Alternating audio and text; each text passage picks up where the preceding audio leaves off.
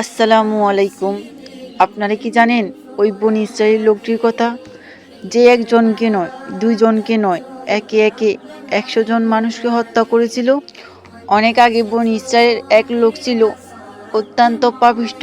সে একে একে 99 জনকে হত্যা করেছিল। এত পাপ করার পর হঠাৎ তার মনে অনুশোচনা জাগলো। সে একজন সংসারিক ইবাদতকারীর কাছে গিয়ে জিজ্ঞেস করলো, আমি 99 জন মানুষকে হত্যা করেছি, আমার কি তওবা করা বা ক্ষমা পাওয়ার কোনো সুযোগ আছে? সেই ইবাদতকারী লোকটি তার পাপের কথা শুনে ভয় পেয়ে গেল এবং বলল, না, তোমার কোনো ক্ষমা নেই। এতে খুনিটি প্রচণ্ড রেগে সেই ইবাদতকারীকে মেরে ফেলল, কিন্তু তার মনের আগুন নিভল না। সে আবার মানুষের কাছে গিয়ে জানতে চাইল এই পৃথিবীর সবচেয়ে বড় আলেম বা জ্ঞানীকে। লোকেরা তাকে একজন বড় আলেমের কাছে পাঠিয়ে দিল। সেই আলেমের কাছে গিয়ে নিজের 100টা খুনের কথা স্বীকার করলো এবং জানতে চাইল তার কি কোনো ক্ষমা আছে। সেই জ্ঞানী আলেমটি উত্তর দিল, অবশ্যই, তোমার আর তোমার তওবার মাঝখানে কেউ বাধা হতে পারে না।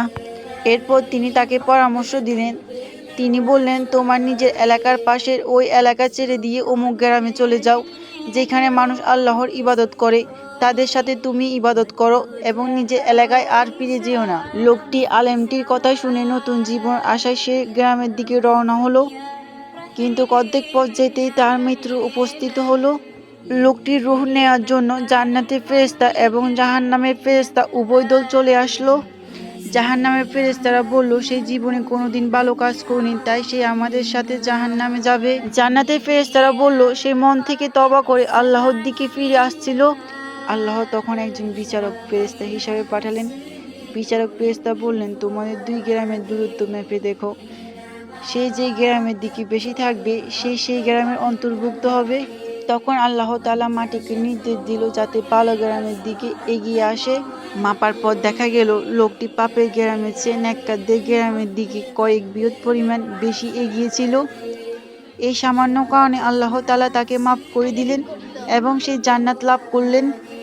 তবে মনে রেখো, তোমার গুনাহ যদি হয় পাহাড় সমান, জেনে রেখো আল্লাহর ক্ষমা আকাশ সমান। তুমি যদি তার দিকে 1 বিয়ত এগোও, তিনি তোমার দিকে 1 হাত এগিয়ে আসবেন। তাই ফিরে এসো সেই দয়াময় রবের দিকে। মনে রেখো, তওবার দরজা এখনো খোলা আছে। আসসালামু আলাইকুম গাইস, আপনাদের এই ভিডিওটা কেমন লেগেছে? যদি ভালো লাগে, লাইক, কমেন্ট এন্ড সাবস্ক্রাইব।